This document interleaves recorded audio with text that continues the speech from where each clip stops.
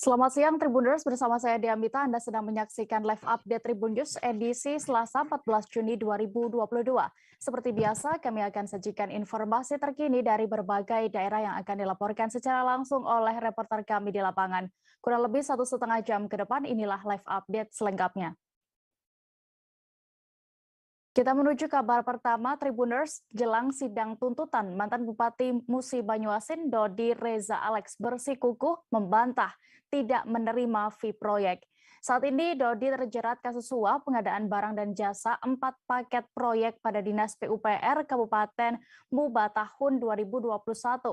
Meski terdakwa bersikukuh membantah, namun JPU KPK tetap yakin atas dakwaannya karena memiliki cukup bukti. Apa saja bukti tersebut dan juga bagaimana jalannya sidang ini akan diinformasikan reporter kami dari Sriwijaya Pos. Ada rekan Abdul Hafiz yang sudah terhubung di sana. Silakan dengan laporan Anda. Ya, terima kasih rekan Dea. Hingga kini terdakwa mantan Bupati Musi Banyuasin Dodi Reza Alex tetap bersikukuh hingga di persidangan terakhir, persidangan dengan agenda pemeriksaan terdakwa yang juga konfrontir saling bersaksi dengan dua terdakwa lainnya, yakni Kepala Dinas PUPR Kabupaten Musi Banyuasin Herman Mayori dan Kepala Bidang SDA dan yang juga PPK Edi Umari. Terdakwa Dodi sampai sidang terakhir dia tetap mengaku bahwa dirinya tidak pernah menerima fee yang didakwakan sebesar 2,6 miliar karena sampai sekarang tidak ada bukti yang kuat baik itu kesaksian maupun alat bukti sampai ke dirinya.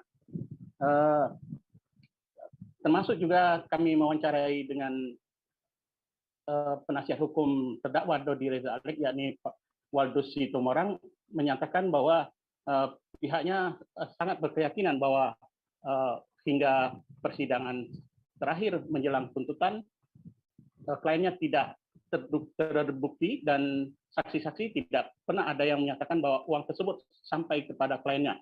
Begitu juga jaksa penuntut umum dari Komisi Pemberantasan Korupsi, Taufik Ibnu Groho, menyatakan bahwa meskipun terdakwa membantah hingga pemeriksaan terakhir, hingga sidang terakhir, pihaknya tetap berkeyakinan memiliki bukti dan untuk melakukan tuntutan pada sidang tuntutan yang akan berlangsung pada hari Kamis tanggal 16 Juni tahun 2022.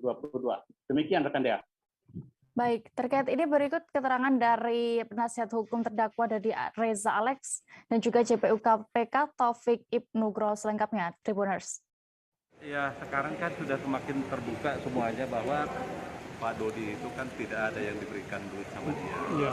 Semuanya hanyalah hitungan-hitungan belaka tanpa ada pemberian, karena semuanya kan dibilang diberikan ke si siapa namanya, Acan, Irfan ke Acan. Nah, itu berhenti di sana. Nah, oleh karena itu kita tidak bisa meyakini karena Pak Dodi ya memang tidak pernah menerima itu. Dan tadi pun sudah dikonfrontir. Lewat saksi Pak Edi Umari sudah dikonfrontir semuanya. Pak, terkait tanggal 16 nanti, Pak? Ya, tanggal 16 seperti biasanya lah. Orang namanya juga orang mau tuntutan ya kita menunggu aja, Pak. Menunggu aja, Pak. Tidak ada yang khusus, Pak ya? Tidak ada yang ya. Kira itu aja lah. Ya. Pak, terkait apa dia yang tahu kait ke? Tuntutan tanggal 16 ini. Ya, dari keterangan yang sudah disampaikan dari sejumlah saksi, kemudian hari ini kita juga melakukan pemeriksaan kepada saksi sekaligus terdakwa. Ya, Pak, terkait apa dia yang tahu kait ke? Tuntutan tanggal 16 ini. Ya, dari keterangan yang sudah disampaikan dari sejumlah saksi, kemudian hari ini kita juga melakukan pemeriksaan kepada saksi sekaligus terdakwa ya. Maka kami nanti pada tanggal 16 Juni akan menyampaikan tuntutan untuk ketiga terdakwa. Tanggapan sedikit Pak, sejauh ini kan selama persidangan saksi terdakwa Dodi tidak mengakui menerima sejumlah fee dari perkara ini, kita dari jaksa. Kalau sampai dengan sekarang kami masih meyakini bahwa terhadap apa yang didakwakan kepada Dodi maupun kepada terdakwa lainnya sudah cukup alat buktinya bahwa terbukti seperti itu ya. Gitu. Yang menyebut-nyebut nama Hendra, kemudian nama Irfan dari ketua WLP atau ketua Pogja, itu gimana tanggapan kita tadi? Iya, nanti kan kami dalam tuntutan akan kami uraikan semuanya terhadap pihak-pihak yang menerima ataupun pihak pemberi lainnya ataupun terhadap uang-uang itu semua nanti akan kami sampaikan pada tuntutan. Ditunggu aja di tuntutan. Jadi tidak menutup kemungkinan ada tersangka lain? Iya, tentu. Ada ya? Tentu ya. Oke, siap. Beralih ke Provinsi Jambi, Tribuners, tim siluman Kota Unit Reskrim Polsek Kota Muara Bango berhasil mengungkap sindikat pengedaran narkoba. Petugas berhasil mengamankan 1 kg sabu dan 3 pucuk senpi beserta amunisinya. 3 orang juga ikut diringkus dalam penggerbekan ini. Terkait lebih detailnya akan dilaporkan rekan Sopianto, reporter dari Tribun Jambi yang kini sudah bergabung bersama kami. Silakan rekan. Oke, terima kasih rekan Dea. Dapat saya informasikan dari Provinsi Jambi, tepatnya di Kabupaten Bungo. Tim unit reskrim Polsek Kota Muara Bungo yang di backup langsung oleh tim Satres Narkoba Polres Bungo berhasil mengamankan 3 orang pengedar narkoba jenis sabu di Kabupaten Bungo. Dari penangkapan yang dilakukan, petugas berhasil mengamankan 1 kg sabu dan 3 pucuk senpi beserta amunisinya. Kapolres Bungo AKBP Guntur Saputro mengatakan penangkapan ketiga pelaku berawal dari adanya laporan warga bahwa di sebuah rumah yang ada di perumahan BTN Barcelona, Kelurahan Candika, Kecamatan Rimbo Tengah, Kabupaten Bungo ada seorang bandar sabu. Berdasarkan informasi tersebut, petugas langsung melakukan penggerbekan dan penggeledahan terhadap pelaku, salah satunya berinisial YS 30 tahun, warga Kecamatan Rimbo Tengah, Kabupaten Bungo, Jambi. Saat ini sedang di rumah tersebut. Dari laporan warga itu, petugas langsung melakukan penangkapan terhadap pelaku pada saat pelaku sedang berada di rumahnya tersebut. Kapolres mengatakan pada saat penangkapan terhadap pelaku, petugas langsung melakukan penggeledahan dan berhasil mengamankan barang bukti berupa timbangan digital, 1 pucuk senpi beserta 6 buah amunisi, serta berbagai klip besar dan kecil yang berisikan sabu. Pada saat digeledah, petugas berhasil mengamankan barang bukti sabu dengan berat 1 kg lebih dari atas plafon rumah pelaku, serta 1 pucuk senpi berserta 6 buah amunisinya. Pelaku mengaku bahwa dirinya mendapat senpi rakitan dan seorang bernama MH yang juga pengedar narkoba jenis sabu yang baru saja membeli sabu darinya sebanyak 25 gram. Berbekal informasi tersebut, tim Opsnal Satres Narkoba Polres Bungo langsung menyelidik dan mengamankan pelaku MH bersama rekannya Jiji, usia 22 tahun, warga Kecamatan Pelpat, yang berperan sebagai pembantu MH menjual narkoba jenis sabu. Saat sedang berada di rumah makan Taraga Salero, Kota Muara Bungo. Pada saat ditangkap, ditemukan 1 buah piringan bekas pakai, 1 senpi rakitan laras panjang dan 1 rakitan laras pendek, serta peluru laras panjang dan pendek dan peralatan untuk membuat senpi rakitan.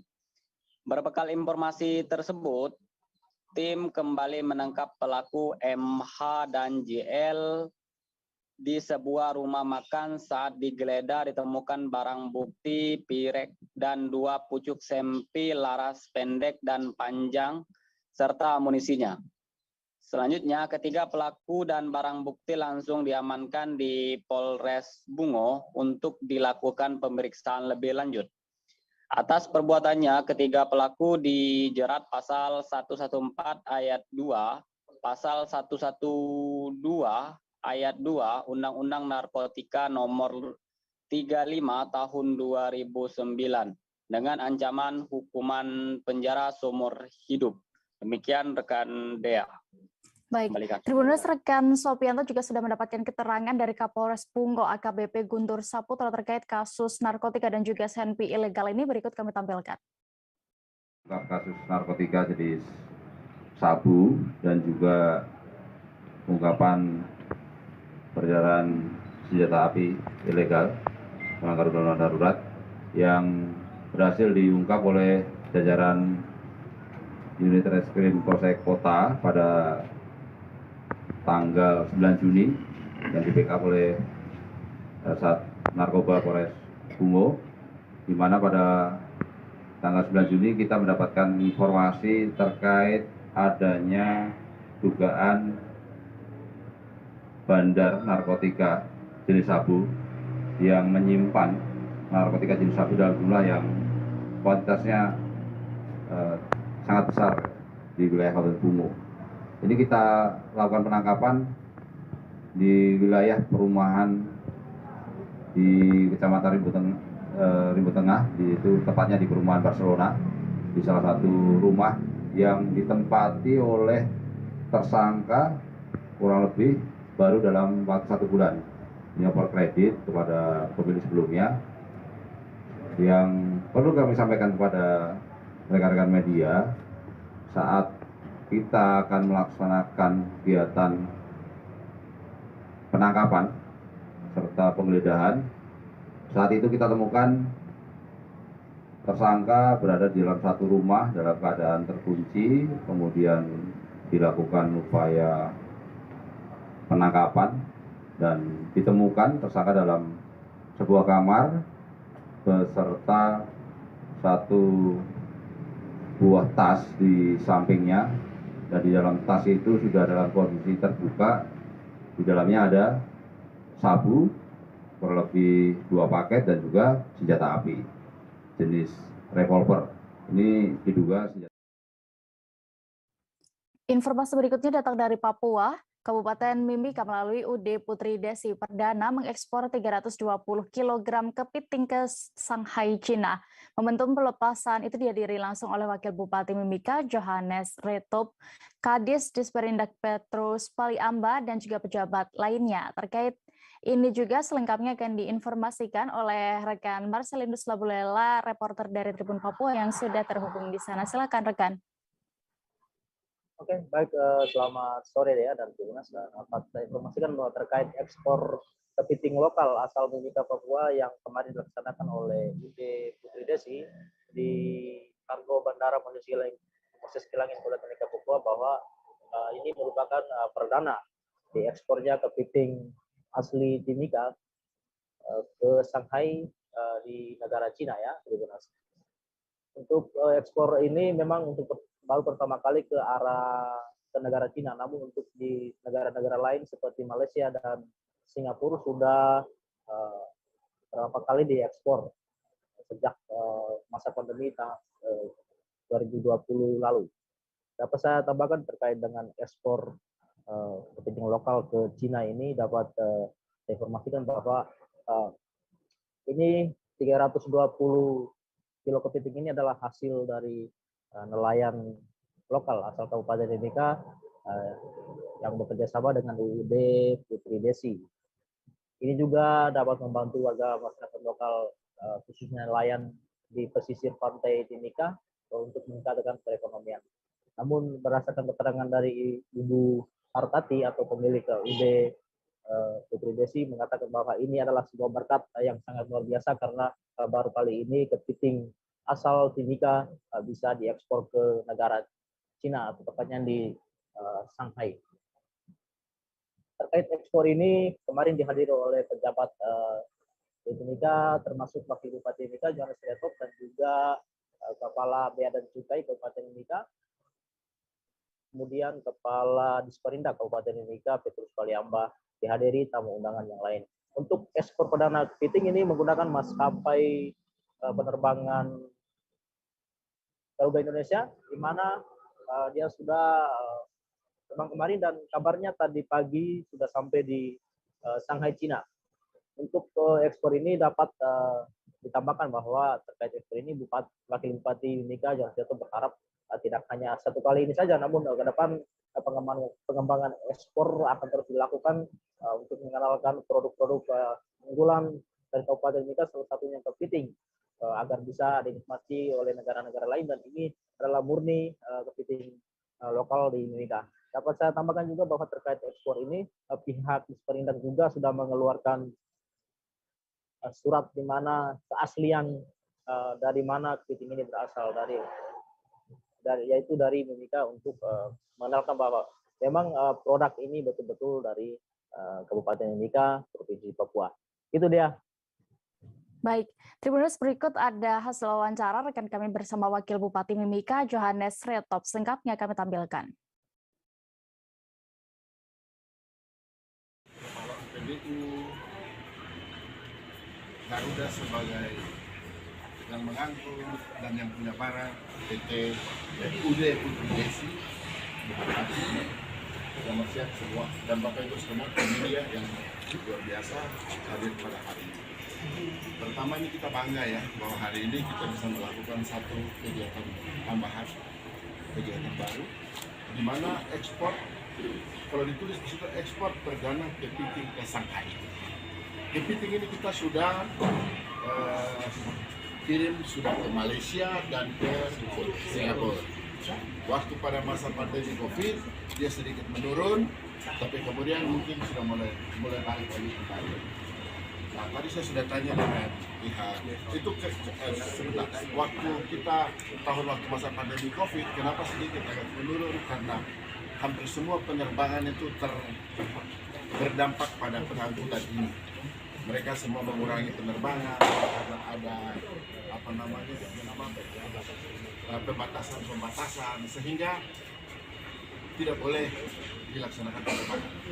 Sekarang sudah terbuka kembali, sehingga Garuda bisa mengangkut barang hari ini terbang setengah 12 dan akan tiba di Shanghai jam 9 malam, jam 7 pagi.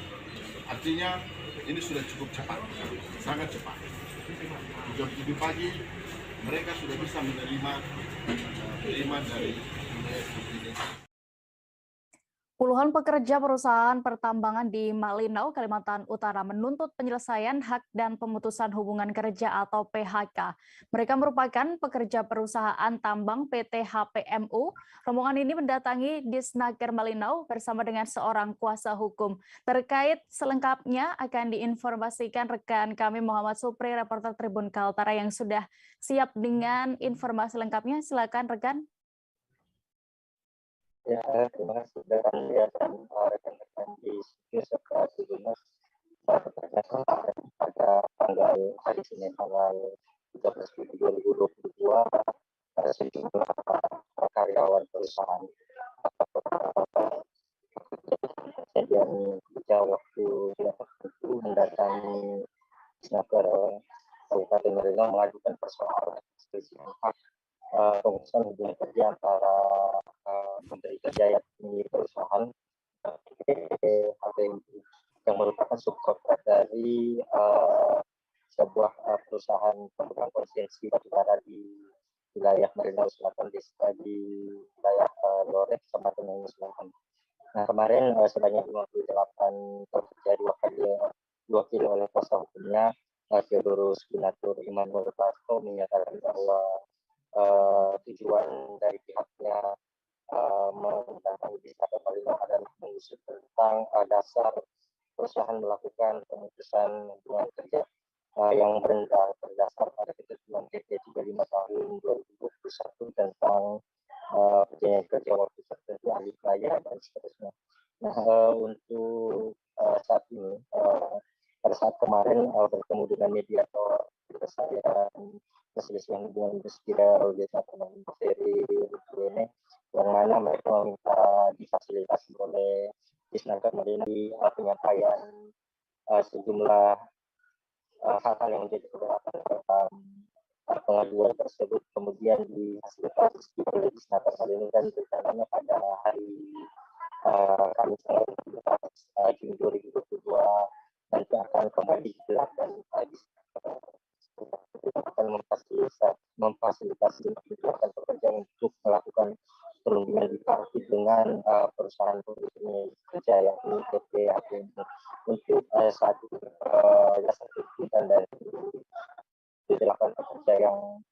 PHK adalah karena menurut kuasa hukum menyatakan bahwa tidak diakomodiernya syarat pemutusan hubungan kerja yang dimana pada saat pemberi kerja yakni PTHPMI dinilai melakukan PHK karena close project atau berakhirnya kontrak kerja di wilayah site pertambangan tersebut. Namun menurut keterangan dari kuasa hukum, hal tersebut tidak diatur sebagaimana diatur dalam PP 35/2021. Dan dasar ini yang menjadi tuntutan dari pekerja-pekerja yang di PHK dalam perhitungan atau peristiwa yang terjadi beberapa hari lalu. Dan kemudian pekerja juga meminta kejelasan terkait sosialisasi PP 35 menggantikan Undang-Undang 13/2003 tentang ketenagakerjaan terkait kompensasi dan hal-hal lain yang merupakan hak pekerja setelah di PHK yang saat ini menurut para pekerja belum jelas. Demikian rekan-rekan. Baik, Tribuners, terkait ini rekan kami sudah melakukan wawancara bersama kuasa hukum dari para pekerja yakni Theodorus Gunatur. Berikut liputan lengkapnya. Untuk melakukan bipartit. Nah, karena begini, poinnya adalah bahwa kami merasa alasan PHK yang dilakukan PTHPMU itu tidak tepat dengan kalau kita menurut di PP 35 tahun 2021. Nah, itulah yang membuat kami melakukan berbondong-bondong datang ke Dinas Tenaga Kerja. Berapa karyawan sih, Bang? Ini total hampir 58 karyawan. 58 ya. Karyawan. Nah, terkait kronologisnya, Bang, kapan nih mereka di PHK? Nah, gini. Jadi sebetulnya teman-teman ini belum di PHK, tetapi ada surat edaran pertanggal berapa saya lupa itu ada rencana untuk mem-PHK terhitung tanggal 31 Mei 2022. Nah, tapi sampai hari ini kawan-kawan ini belum menandatangani surat PHK tersebut karena belum menerima alasan untuk di PHK. Sebelumnya, Bang, sudah ada komunikasi langsung sama pihak perusahaan sebelum ke Disnaker? Pernah, sebelumnya itu tanggal berapa itu ya? Kita ke tanggal berapa? Tanggal 4 Juni itu kita ke atas ke kantor. Tetapi saya pikir pertama mau bipartit, ternyata itu sosialisasi PP 35. Nah, ini kan anehnya 3 hari sebelum mau PHK, kawan-kawan ini justru baru disosialisasi terkait PP 35. Nah, itu menjadi pertanyaan. Lantaran nekat memasukkan narkoba jenis sabu-sabu ke dalam rumah tahanan kelas 2B Rantau, seorang petugas rutan diberhentikan sementara. Pelepasan seragam oknum pegawai rutan itu dilakukan Kepala Kanwil Kemenkumham Kalimantan Selatan, Lilik Sujandi pada Senin 13 Juni kemarin.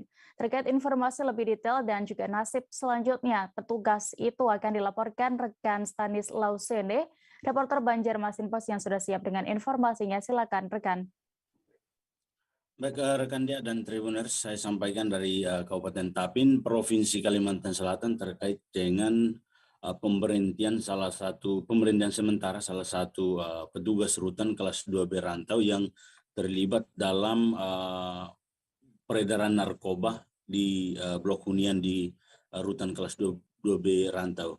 Nah, pemberhentian sementara kepada salah satu oknum pegawai petugas rutan yakni MA 29 tahun. Ini adalah rentetan dari peristiwa yang memang merupakan komitmen dari lapas dan juga rutan Sebenua 6 ini untuk mencegah peredaran narkoba yang ada di atau yang beredar di rutan. Nah, terkait dengan pemberhentian MA 29 tahun ini merupakan hasil dari pemeriksaan oleh petugas rutan Rantau, sehingga dalam aksi pemeriksaan itu yang bersangkutan terlibat dalam aksi pembiaran terhadap narkoba ini masuk ke dalam blok hunian di rutan kelas 2 Rantau.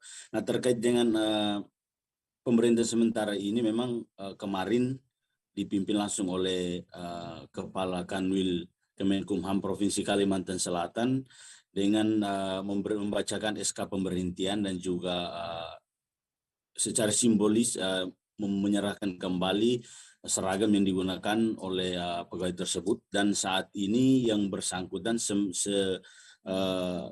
masih melakukan ditahan di Mapolres Tapin untuk melakukan pemeriksaan.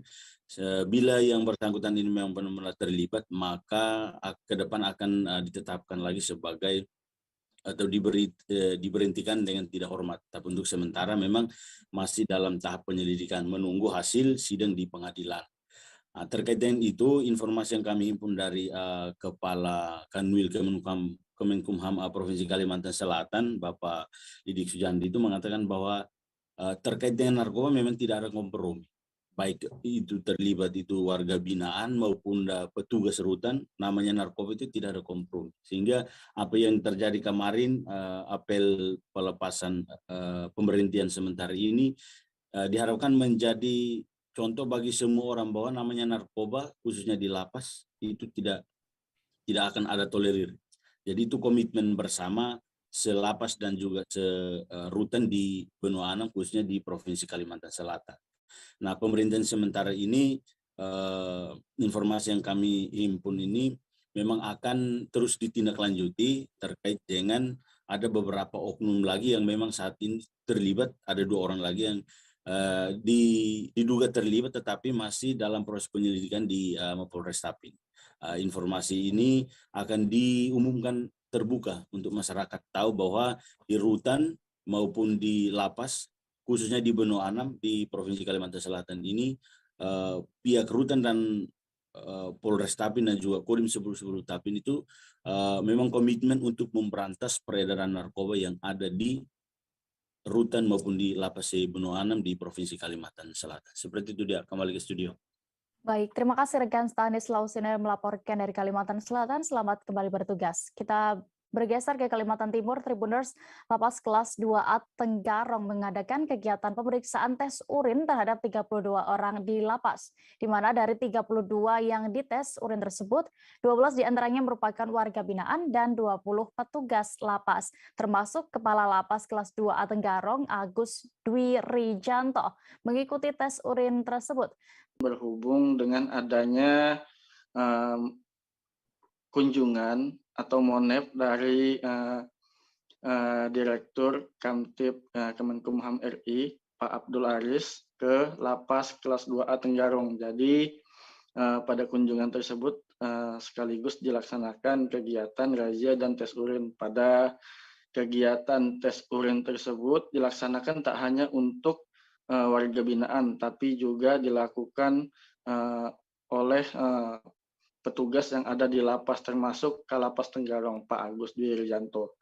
Jadi kemarin itu ada sekitar 32 orang yang dites urin, baik dari petugas lapas maupun dari warga binaan. Jadi untuk warga binaan itu ada sejumlah 12 orang yang dites urin. 5 diantaranya sempat terindikasi positif, namun hal tersebut terklarifikasi bahwa ada kegunaan pengaruh obat yang dikonsumsi sebelum melakukan tes urin tersebut, sehingga dari semua yang sudah dites urin dinyatakan aman, dan juga untuk petugasnya juga tidak ada terindikasi positif, semuanya negatif, termasuk Kalapas Tenggarong. Dan juga selain itu, dalam pelaksanaan tes urin tersebut, Kalapas Tenggarong, Pak Agus Dwi Rijanto juga menyatakan bahwa jika memang ada terbukti warga binaan yang terindikasi narkoba atau menyimpan barang haram tersebut, maka akan diproses dan didalami sesuai prosedur yang ada. Jadi pihak lapas tegas melaksanakan bahwa tidak ada toleransi terhadap penyalahgunaan narkoba atau peredaran narkoba di dalam lapas.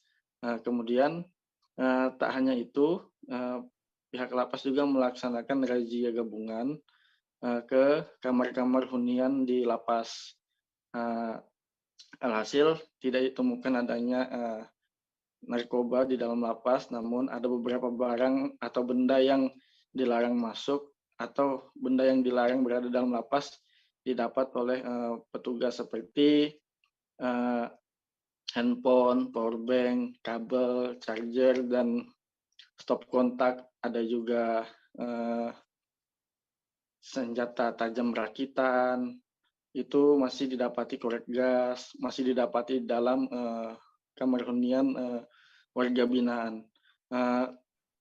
Namun proses kegiatan razia dan tes urin kemarin berjalan lancar, mulai sore jam 5 sampai ba'da maghrib sekitar jam 7 atau setengah 8 malam tadi.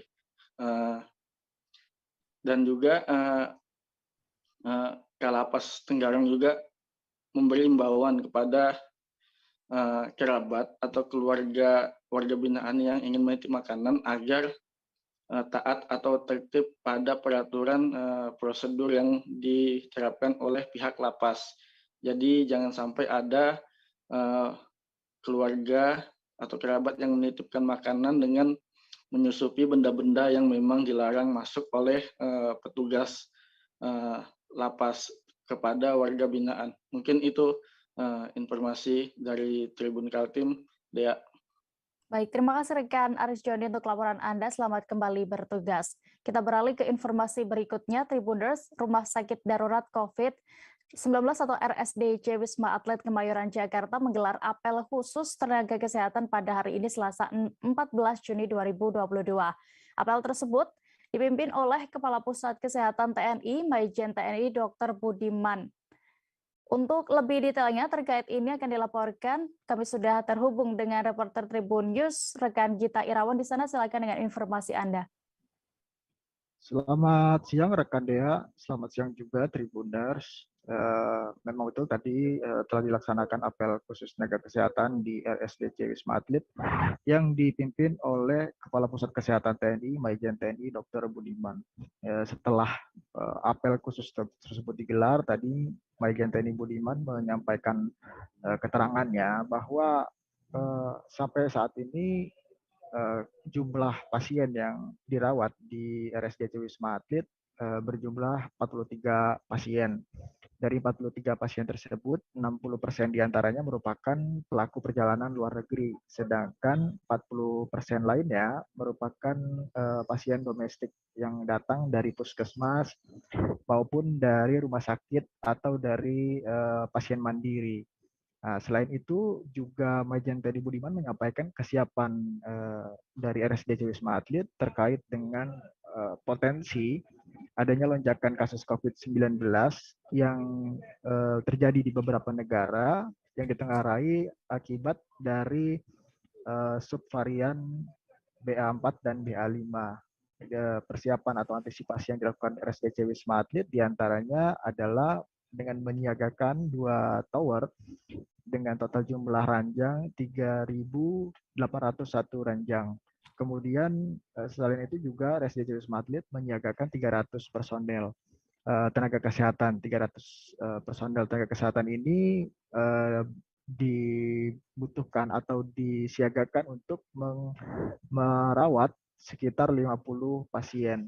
Nah, selain itu juga Maijen TNI Budiman memastikan bahwa ketersediaan alat-alat kesehatan, juga obat-obatan, serta APD masih mencukupi di RSDC Wisma Atlet Kemayoran, Jakarta.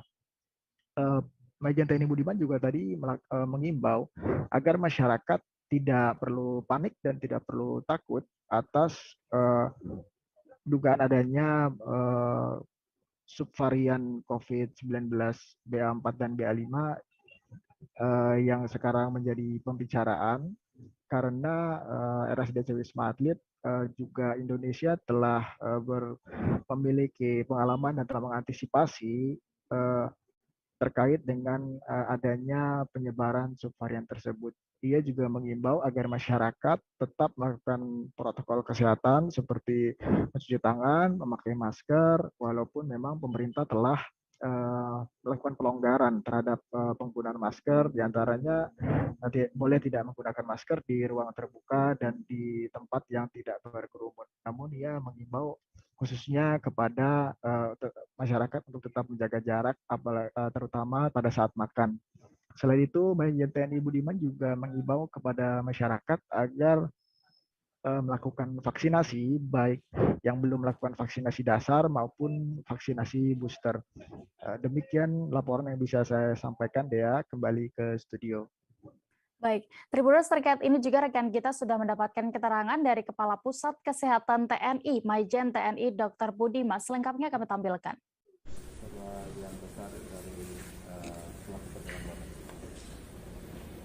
kita sudah siap, kita sudah menyiapkan tempat tidur.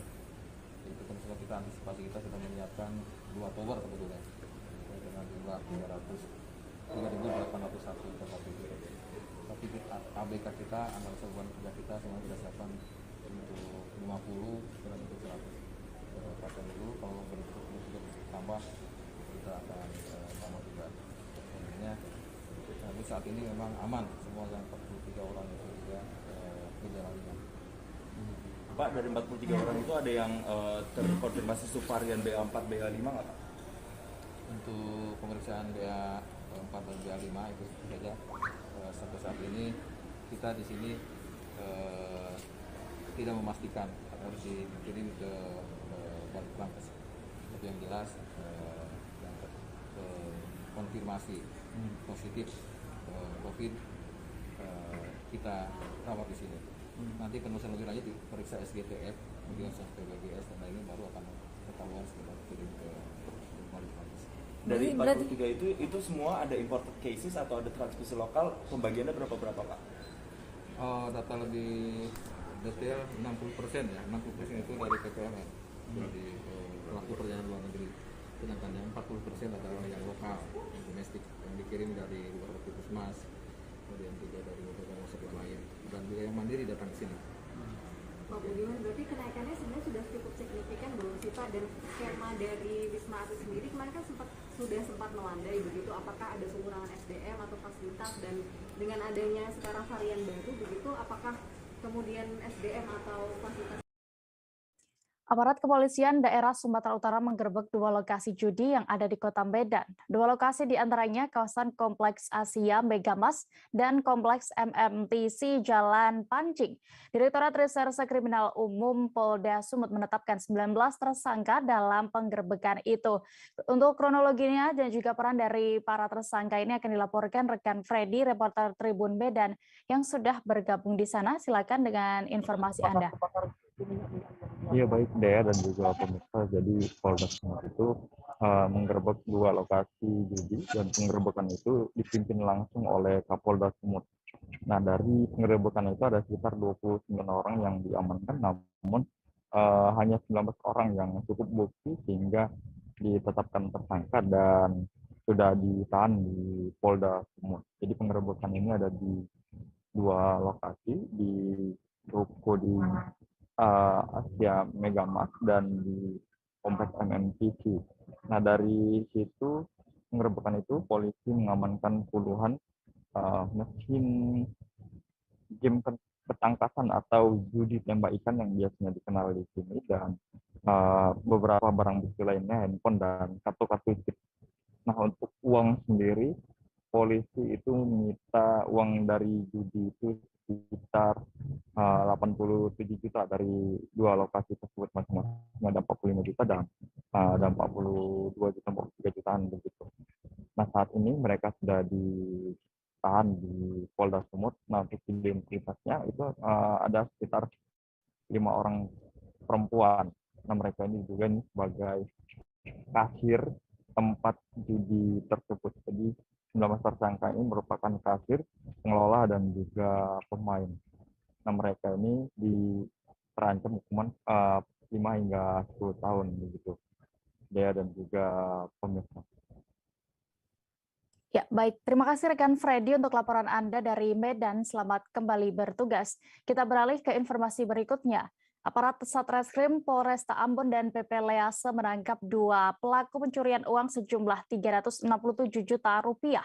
Ketiganya terbukti melakukan pencurian di kawasan Jalan Dr. Setiabudi, Kelurahan Ahusen, Kecamatan Sirimau, Kota Ambon. 1 pelaku lainnya masih buron.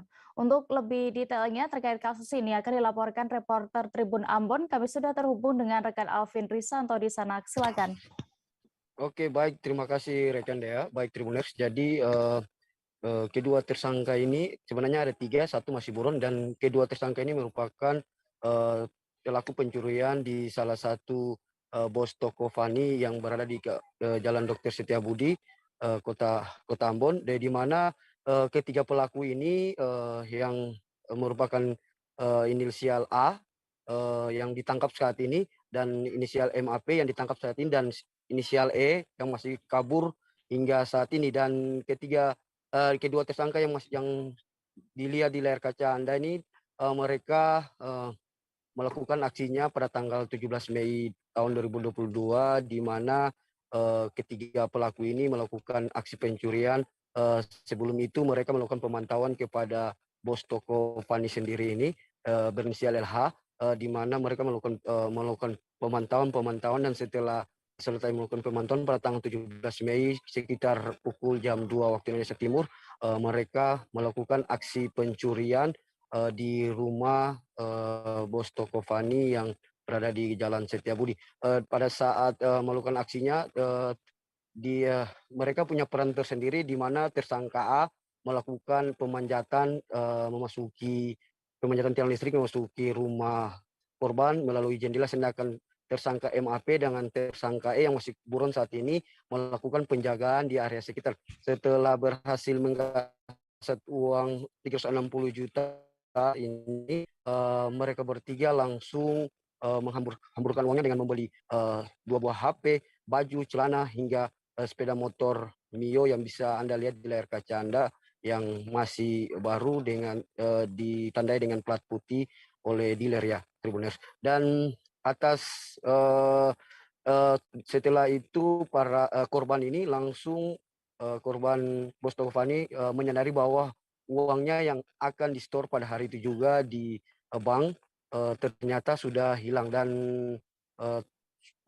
mereka langsung melaporkan kehilangan uang itu ke Mapolresta Pulau Ambon. Dan selang 1 minggu kemudian pada tanggal 29 Mei kedua pelaku ini langsung ditangkap, diamankan ya, dengan berbagai barang bukti seperti yang bisa dilihat, ada uang, ada 2 buah HP, ada celana, ada baju, dan juga ada sepatu, dan juga sepeda motor ya, Tribuners. Dan setelah itu juga kedua tersangka ini ditangkap di kawasan yang berbeda. Salah satu tersangka berinisial A ditangkap di Maluku Tengah, sedangkan di tersangka MAP ini diamankan di salah satu kabupaten di Pulau Buru. Sedangkan tersangka ini diketahui sedang melarikan diri dari luar provinsi provinsi Maluku sendiri ya, Tribuners. Dan atas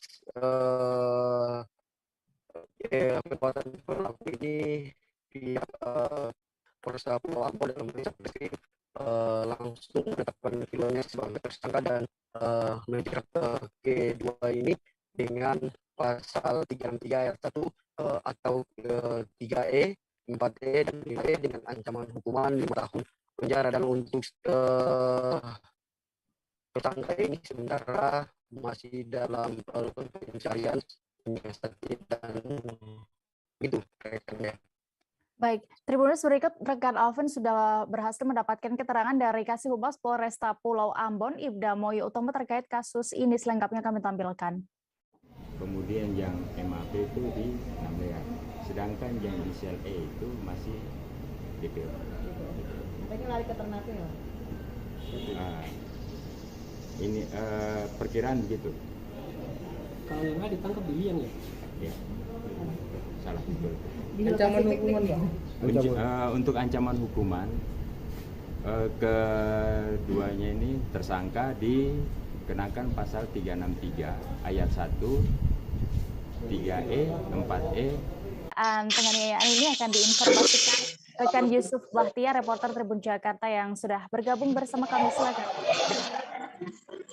Selamat siang Dea dan juga Tribuners. Saat ini saya sedang berada di Polres Metro Bekasi Kota di Jalan Pangeran Jakarta, Medan Satria, Kota Bekasi.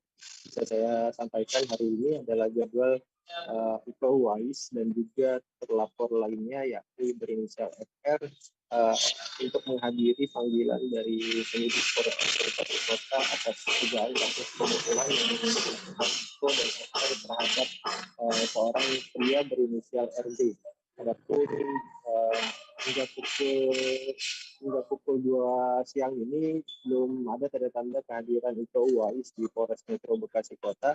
Adapun yang hadir hanya kuasa hukum dari Iko Uwais yakni Rahim K yang memastikan bahwa kliennya tidak dapat hadir hari ini untuk memenuhi panggilan penyidik dan meminta agar dilakukan penjadwalan ulang untuk proses pemeriksaan. Adapun kasus pemukulan yang dilakukan Iko Uwais terjadi pada 11 Juni 2022 lalu di perumahan Marathon Bekasi, kediaman Iko Uwais dan juga RT. Sekedar informasi, RT dan juga Iko Uwais adalah tetangga yang sama-sama tinggal di pemukiman yang sama. Adapun dari situ RD sempat berbincang dengan Iko Uwais pada tanggal kejadian, namun pada saat berbincang sempat menyinggung soal kontrak kerjasama antara Iko dan juga RD terkait dengan desain interior rumah. Namun pada saat berbincang terjadi cekcok di antara keduanya hingga berujung pada pemukulan. Adapun kontrak kerjasama desain interior ini diperkirakan nilainya mencapai 150 juta yang harus dibayarkan Iko.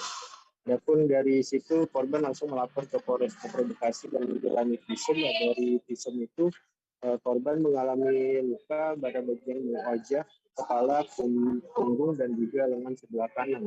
Adapun Polres Metro Bekasi Kota sampai saat ini masih melakukan penyelidikan beberapa saksi termasuk juga pelapor yakni RD sudah diperiksa oleh penyidik dan tinggal menunggu untuk pemeriksaan dari Iko Uwais dan juga terlapor lainnya dengan FR.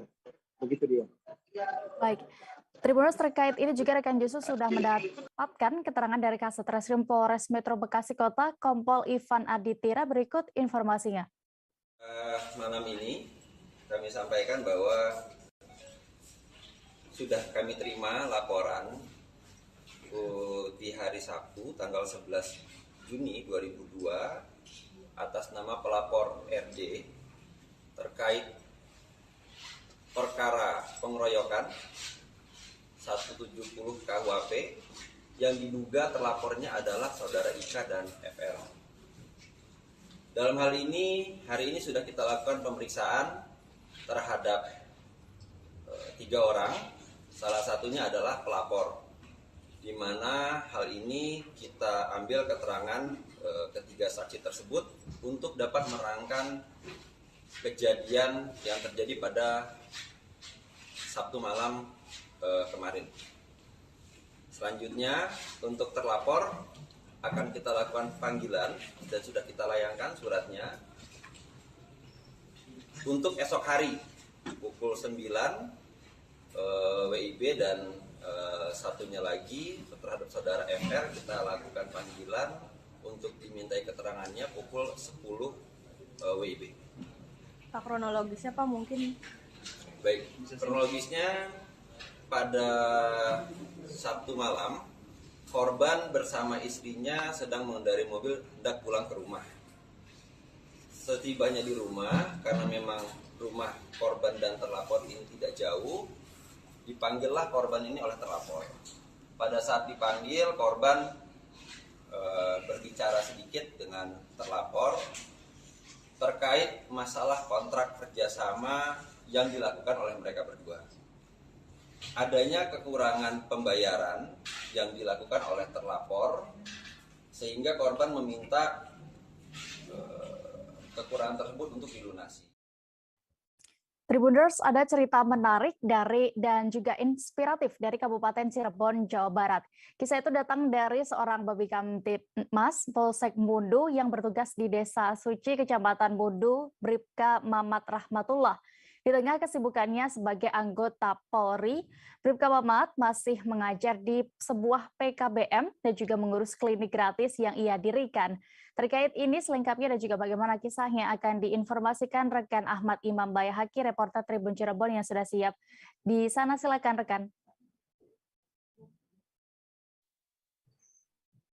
Ya, baik, terima kasih. Ya.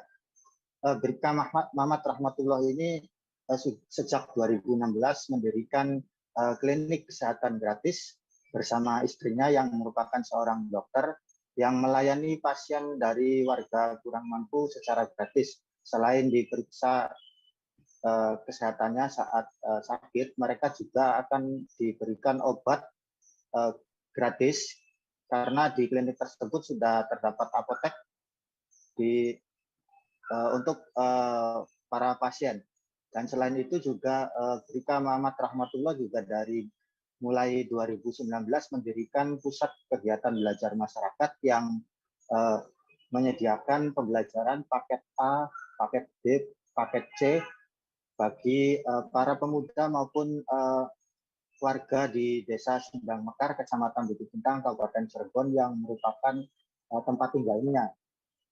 Di PKBM tersebut, warga yang putus sekolah bisa mengikuti pembelajaran secara gratis dan jadwal pembelajarannya pun disesuaikan dengan kesibukannya masing-masing. Dan selain itu juga di Yayasan Akbar Rahmatullah juga terdapat bengkel Kamtibmas yang memberikan pelatihan keterampilan dari mulai mengelas, teknisi AC, kemudian ada pembuatan mebel hingga finishing mebel. Jadi para warga di Desa Sindang Mekar yang ingin belajar keterampilan tersebut bisa datang langsung ke bengkel Kamtibmas milik Bribka Mamat Rahmatullah. Di pelatihan keterampilan tersebut juga mereka akan didampingi oleh para instruktur yang ahli di bidangnya masing-masing. Bahkan Bribka Mamat Rahmatullah sendiri sudah bekerja sama dengan sejumlah pihak sehingga para peserta pelatihan keterampilan sebelum dinyatakan lulus dan mendapatkan sertifikasi mengenai keterampilan yang dipelajarinya, mereka akan mengikuti praktik di sejumlah lembaga dari mulai rumah sakit, perkantoran dan lainnya.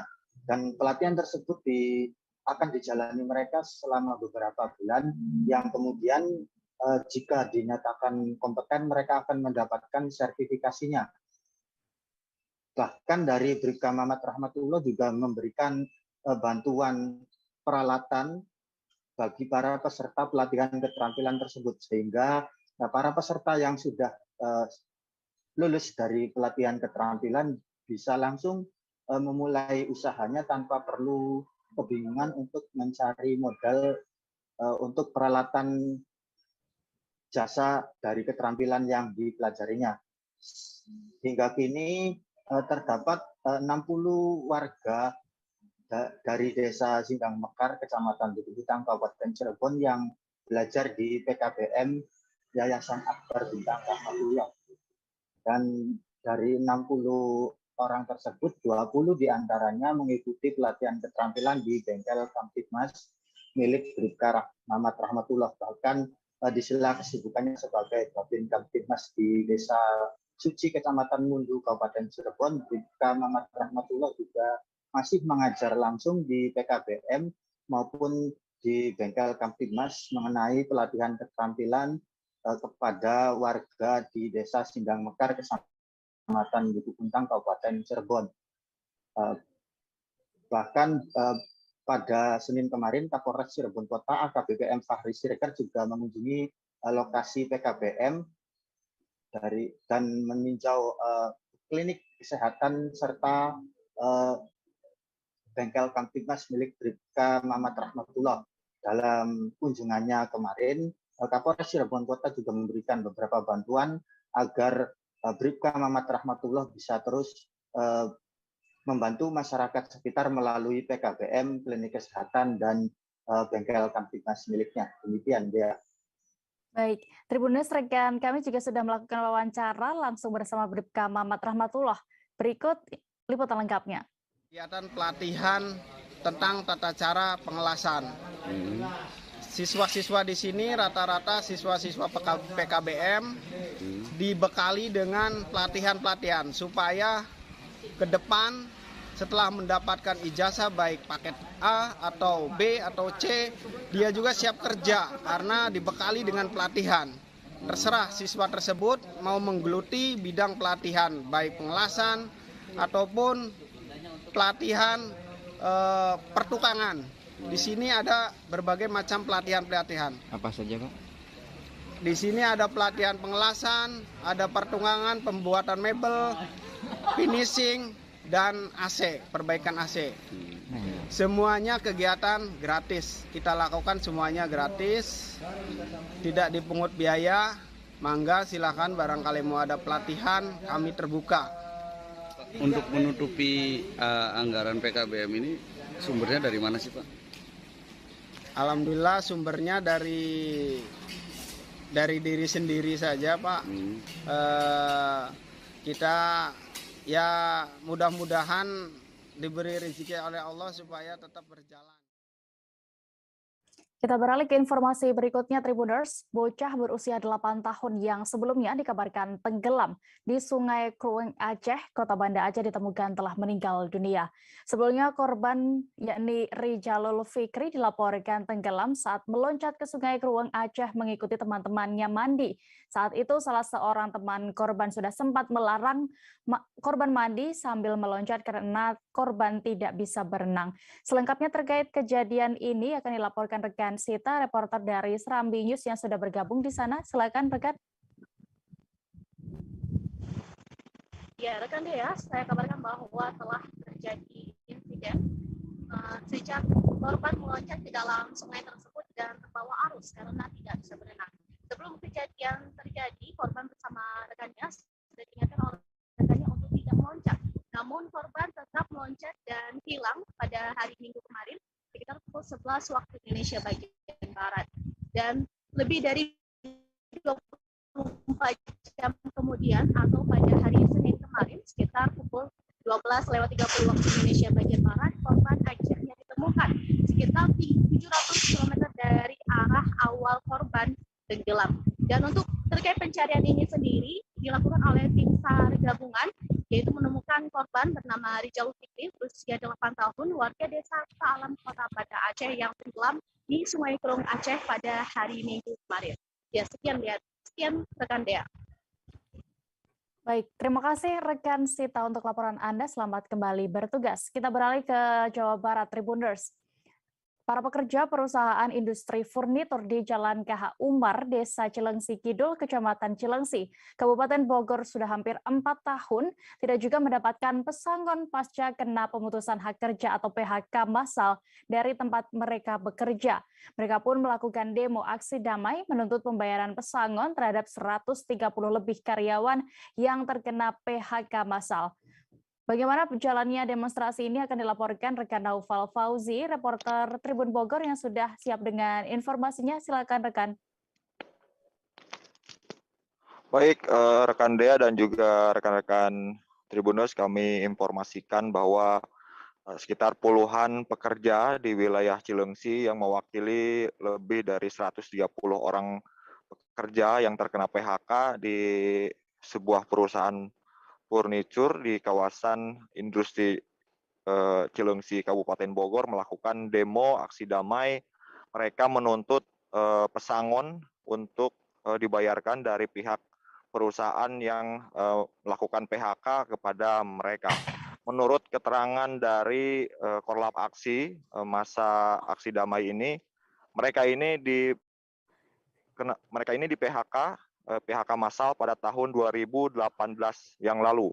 Namun sampai tahun 2022 ini mereka sama sekali belum mendapatkan pesangon atas PHK tersebut. Akhirnya mereka memutuskan untuk melakukan aksi damai di depan perusahaan tempat mereka sebelumnya bekerja.